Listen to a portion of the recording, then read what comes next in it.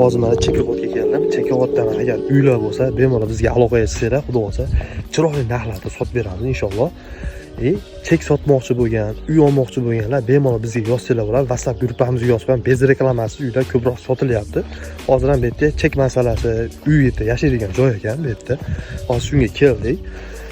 Tak bizga agar yozmoqchi bo'lsanglar, WhatsApp nomerimiz 998 99 87 nomeriga srochniy aloqaga chiqsanglar, uy oladigan, uy sotadiganlar xudo xolasa bez reklama. Shunday WhatsApp o'zlaringiz sotib beramiz. Reklama qilmaymiz. Falonchi YouTube'ga, Instagramga chiqmaydi. Hech kim bilmaydi. Takka sotib, faqat dokumentda muammo bo'lmasa bo'ldi. Dokumentda muammosi bo'llarda sot chiqarmaymiz. Hammasini surishtirib, cho'tka qilib qilamiz. Hozir narigi yangi cheklarga borib keldim.